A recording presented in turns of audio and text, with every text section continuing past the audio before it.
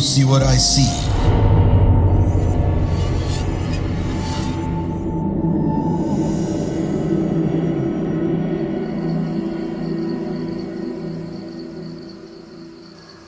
Hai, perkenalkan nama saya Dia.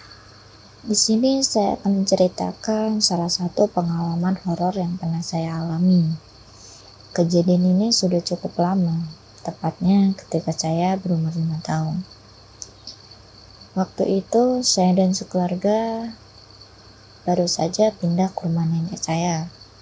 Untuk info, memang kami sekeluarga memutuskan untuk pindah beberapa kali dikarenakan pekerjaan orang tua. Ceritanya pada malam itu, ibu saya meminta untuk ditemani ke rumah ketua RT setempat untuk mengurus surat-surat setelah kepindahan kami. Berhubung rumah RT itu dekat dengan rumah nenek saya, jadi kami memutuskan untuk berjalan kaki saja. Saya melihat keadaan sekitar yang memang cukup sepi pada saat itu. Padahal kira-kira baru jam 8 malam. Setelah sampai, kami memutuskan untuk langsung mengurus surat tersebut agar tidak lama.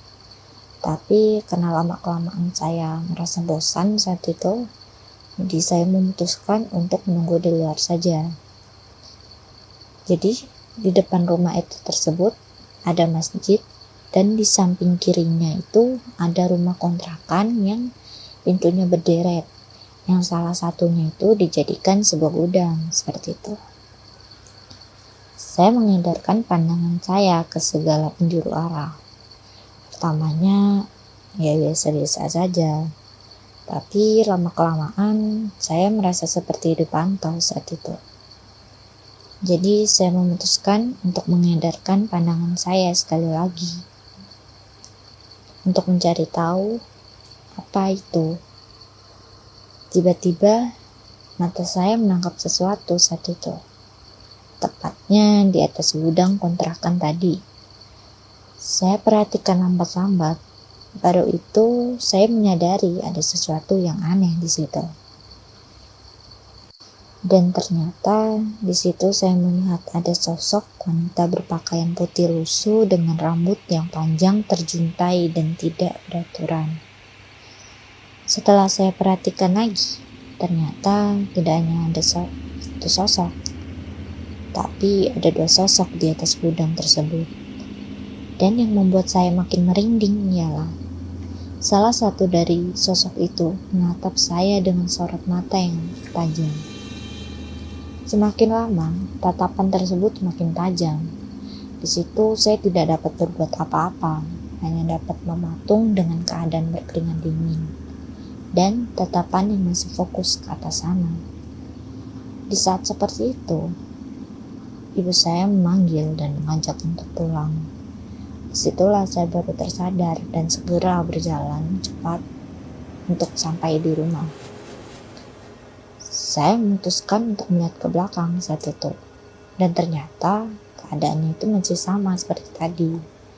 Semakin jauh, sosok itu pun menghilang, dan ternyata gudang tersebut memang angker. Seperti itulah yang dikatakan oleh warga setempat. Beberapa tahun berlalu, mungkin sekitar saya kelas 4 SD, ayah saya memutuskan untuk pindah. Jadi kami sekeluarga pindah ke rumah yang agak jauh dari rumah nenek. Itu. Rumahnya memang sederhana, yang kebetulan di kiri depan rumah itu ada banyak pohon jati seperti mangsa hutan. Namun di depan sana dan belakang sudah terdapat rumah-rumah. Kebetulan juga di samping kanan rumah itu terdapat pohon mangga yang ukurannya itu lumayan besar ya, dan pohon jambu. Hari-hari berjalan dengan semestinya. Namun di suatu malam ada yang berbeda saat itu. Malam itu ayah menyuruh saya untuk ke warung membeli rokok. Saya berjalan kaki karena warung tersebut hanya berjarak kira-kira 15 meter dari belakang rumah, di mana saya harus melewati pohon mangga tersebut. Namun sebelum sampai di warung itu, saya harus melewati pagar tembok yang tingginya itu sampai ke atap. Jadi pagarnya itu cuma pagar bata yang ada pintunya. Nah, pagarnya ini gak jauh dari pohon mangga tadi.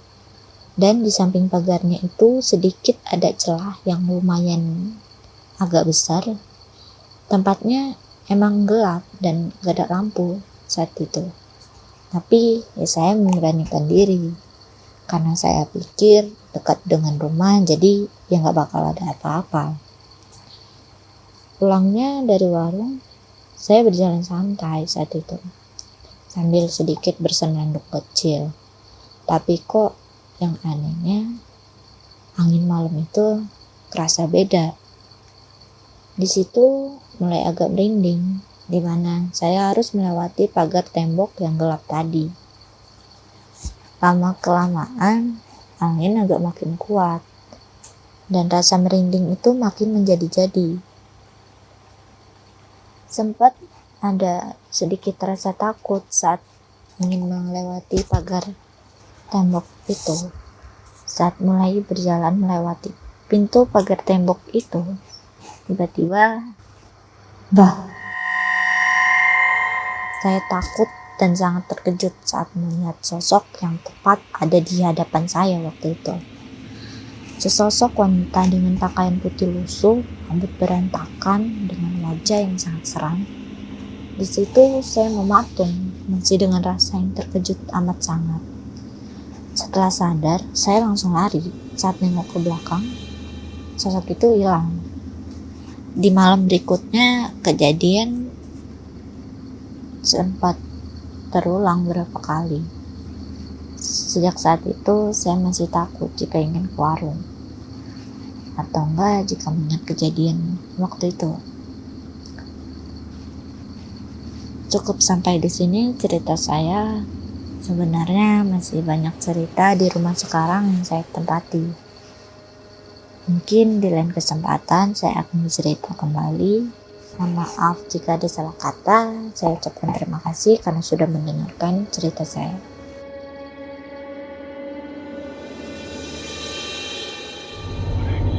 Jangan lupa klik like, share, dan subscribe, lalu nyalakan lonceng notifikasimu agar tidak pernah ketinggalan semua cerita horor dari Do You See What I See. Kamu juga punya pengalaman horor?